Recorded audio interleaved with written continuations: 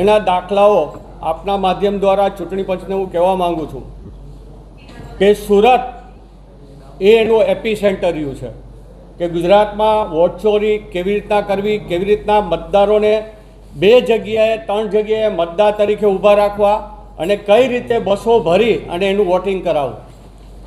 સુરતની અંદર વસતા સૌરાષ્ટ્રના લોકો, પછી જુનાગઢ જિલ્લો હોય, અમરેલી જિલ્લો હોય, ભાવનગર જિલ્લો હોય, એ લોકોના મતદાર યાદીમાં એમના ડિસ્ટ્રિક્ટમાં એની ગ્રામ પંચાયતની યાદીમાં પણ નામ છે અને એ જ લોકોના નામ જે સુરતમાં વસે છે એની નગરપાલિકા અને એની આજુબાજુમાં જિલ્લા પંચાયત કે તાલુકા પંચાયતની સીટો આવતી હોય એની અંદર પણ નામ બોલે છે.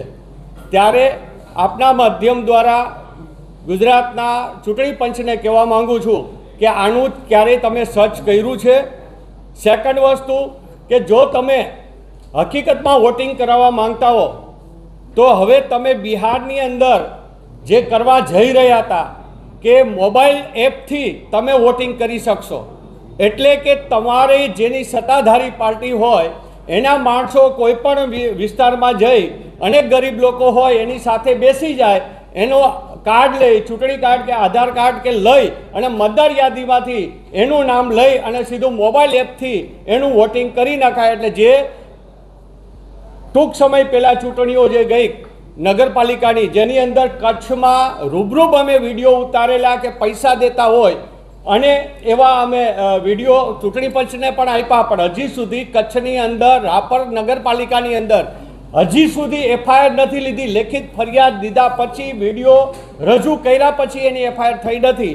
ત્યારે આ સરકાર માત્ર ને માત્ર લોકોને કેમ છેતરવા અને એના છેતરવા માટેના કાર્યો કરી રહ્યા છે. ત્યારે વિશેષમાં નાનામાં નાની વ્યક્તિ માટે હંમેશા કોંગ્રેસ પક્ષ આખા ભારત દેશની અંદર લડ્યો છે.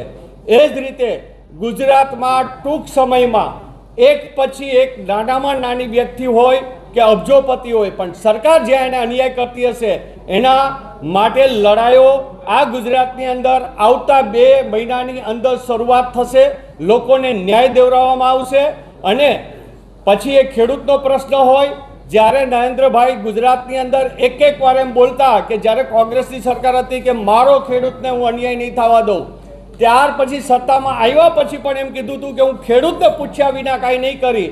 પણ જે રીતે આપણે કપાસનું થયું છે, અમારા પ્રમુખશ્રીએ 2 દિવસ પહેલાં જ એની પ્રેસ કોન્ફરન્સ કરી હતી કે કપાસની અંદર કે નિકાસની અંદર ખેડૂતને પૂછ્યા વિના આ દેશનો, આ ગુજરાતનો, આ ભારત દેશનો ખેડૂત રોવા માંડે એ પરિસ્થિતિ કરી છે. ત્યારે આપના માધ્યમથી ફરીથી લોકોને પણ ચેતવીએ છીએ કે તમે જાગૃત થાવ, નકર તમારા ઘરમાંથી તમારું અનાજ પણ આ લોકો ચોરીને એમ કહેશે કે આ અનાજ અમારું છે. તેથી લોકોને જાગૃત થવા અમારી સૌની વિનંતી છે. સાથે સાથે 31 તારીખે અમદાવાદ કલેક્ટર કચેરીની સામે ગુજરાત પ્રદેશ કોંગ્રેસ દ્વારા આખા ગુજરાતભરનો વોટ ચોરીનો કાર્યક્રમ છે. એની અંદર ગુજરાત અને સૌરાષ્ટ્રની જનતા જોડાય તેવી આપ સૌને અમે અપીલ કરીએ છીએ. પોતાના હક માટે પોતે જાગે.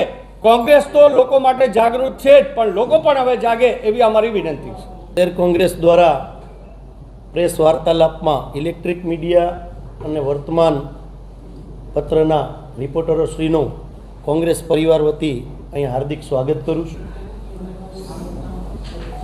ભારત દેશની અંદર લોકશાહીની અંદર સર્વોપરી ઇલેક્શન પદ્ધતિ હોતી હોય છે, કારણ કે લોકોના મત વડે ચૂંટાઈને સ્થાનિક સ્વરાજની સંસ્થા હોય, લોકસભા હોય વગેરે જેવી જ્યારે ગૃહ જેને કહેવામાં આવે છે એમાં લોકોના મતથી ચૂંટાઈને લોકપ્રતિનિધિઓ જતા હોય, પાર્ટી કોઈ પણ હોય.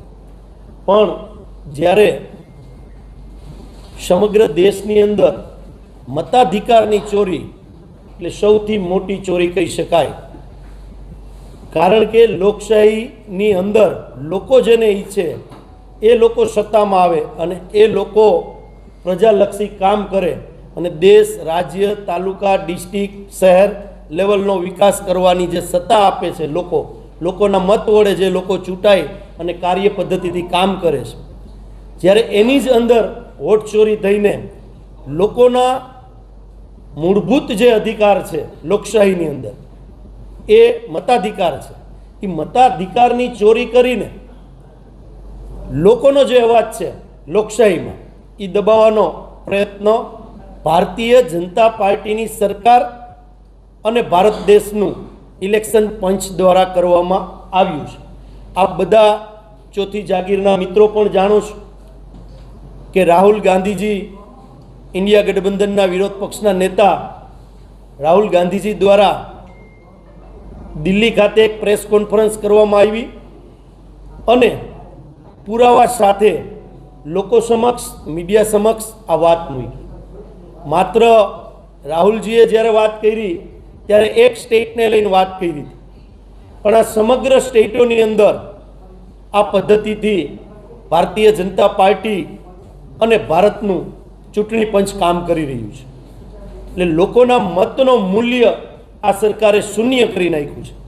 ત્યારે કોંગ્રેસ પરિવાર દ્વારા સમગ્ર ભારતમાં અને ઇન્ડિયા ગઠબંધનમાં આપ જોઈ શકો છો કે બિહારની અંદર અત્યારે માનનીય રાહુલ ગાંધીજી અને તેજસ્વી યાદવજીની રેલીમાં કેટલા લોકો જોડાય છે.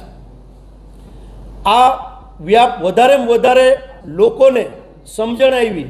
લોકો ઘણી વખત એવું પણ કહેતા હતા કે ચૂંટણીની અંદર આપણે જોવા જઈએ તો માહોલ કંઈક અલગ હોય અને પરિણામ આવે ત્યારે પણ માહોલ અલગ હોય.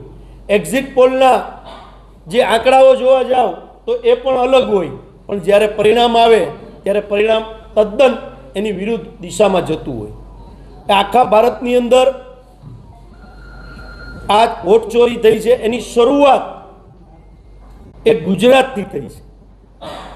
ગુજરાતમાં વોટ ચોરીનું મોડલ બનાવીને સમગ્ર ભારત દેશની અંદર ઇમ્પ્લિમેન્ટ કરવામાં આવ્યું છે અને આ રીતે લોકશાહીનું પતન ભારતીય જનતા પાર્ટી અને અત્યારની ચૂંટણી પંચ દ્વારા કરવામાં આવ્યું છે.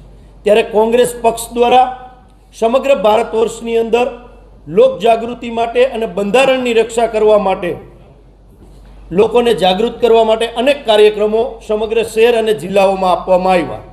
જેમ કે રાજકોટ શહેરની આપણે વાત કરીએ, અહીંયા બેઠા છીએ, તો શહેર અને જિલ્લા કોંગ્રેસ દ્વારા કેન્ડલ માર્ચ કરી અને વિરોધ કરવામાં આવ્યો વોટ ચોર ગદ્દી છોડના નારા સાથે. એવી જ રીતે વરસાદી સિઝનની અંદર ચાલુ વરસાદે પણ કોંગ્રેસ પરિવાર દ્વારા રાજકોટ શહેર જિલ્લામાં રિંગ રોડ ઉપર સરદાર પટેલજીની પ્રતિમા નીચે ધરણા પ્રદર્શન કરવામાં આવ્યા. આવું સમગ્ર ગુજરાતની અંદર બધી જગ્યાએ કોંગ્રેસના આગેવાનો, કાર્યકરો બધા સાથે મળી લોકોને જાગૃત કરવા માટે કે લોકોની જે લોકશાહીની અંદર જે મતાધિકાર છે એની ચોરી થાય છે એ બાબતે વ્યાપક લોકો સુધી આ વાત પહોંચે અને લોક જાગૃત થાય એના માટે આખી કોંગ્રેસ પરિવાર દ્વારા કાર્યક્રમો આપવામાં આવ્યા છે. આજે તમને બધાને એટલા માટે ખાસ બોલાવ્યા છે કે 31 તારીખે અમદાવાદ બપોરે 3 વાગ્યે વોટ ચોર ગદ્દી છોડના અને વોટર અધિકાર જનસભાનું આયોજન કરવામાં આવ્યું છે. એની અંદર નેશનલ નેતૃત્વ, પ્રદેશ પ્રમુખ ભાઈ શ્રી અમારા અમિતભાઈ ચાવડા, વિરોધ પક્ષના નેતા શ્રી, તેમજ કોંગ્રેસના અમારા સિનિયર આગેવાનો જે અમારી ફ્રન્ટલ છે, યુથ કોંગ્રેસ, NSUI, મહિલા કોંગ્રેસ, સેવાદળ, ડૉક્ટર સેલ વગેરે જે પરિવાર હારે જે જોડાયેલા છે એ બધા સંગઠનને સાથે રાખીને એક મોટો દેખાવ કરવા જઈ રહ્યા છે. ત્યારે રાજકોટ શહેર જિલ્લા વતી શહેરની અંદર 1 થી 18 વોર્ડની જે 31 તારીખે જવાનું છે એના માટે કાર્ય પદ્ધતિ અત્યારથી ચાલુ થઈ ગઈ છે. જે પ્રદેશ કક્ષાએથી સિનિયર આગેવાનો, વોર્ડ પ્રમુખો અને રાહુલ ગાંધીએ જે નવું સંગઠન અભિયાન જે જાહેર કર્યું છે એના માધ્યમથી એક વિસ્તારમાં, એક વોર્ડમાંથી કમસે કમ 20 લોકોનું પ્રતિનિધિત્વ અમદાવાદ ખાતે તમને જોવા મળશે. તો રાજકોટના એવા 18 વોર્ડ છે. 18 વોર્ડની જવાબદારી સમગ્ર સિનિયર આગેવાનોએ પણ નિભાવી છે, કાર્યકરોએ પણ નિભાવી છે. એવી જ રીતે જિલ્લા કોંગ્રેસમાં પણ એ જ જવાબદારી છે. સમગ્ર ગુજરાતમાં આ રીતે ત્યાં 31 તારીખે જવાના છે. નેશનલ નેતૃત્વ પણ દિલ્હીથી ત્યાં આવવાનું છે.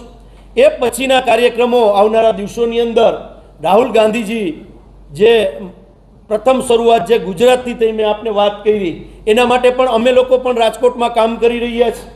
ચૂંટણીની જે મતદાર યાદી છે એમાં પણ અમે કામ કરી રહ્યા છીએ. એવી જ રીતે સમગ્ર ગુજરાતની અંદર ચૂંટણી જે યાદી છે એમાં પણ કામ થઈ રહ્યું છે. આવનારા દિવસોની અંદર ચોક્કસ અમને ભરોસો છે કે અમારા નેતૃત્વ ઉપર કે અમે પણ તમને ગુજરાતની અંદર જે વોટ ચોરી થઈ છે એ ચોથી જાગીરને સામે રાખીને બતાડશું. અને લોકો આ બાબતે જાગૃત થાય અને ભારતીય જનતા પાર્ટી છે એ માત્ર ને માત્ર લોકોનો અધિકાર છીનવા માટે, આ તો મતાધિકારની વાત હોય કે બીજા કોઈ અધિકાર હોય, એ માત્ર છીનવી અને સત્તા ઉપર બેઠા છે.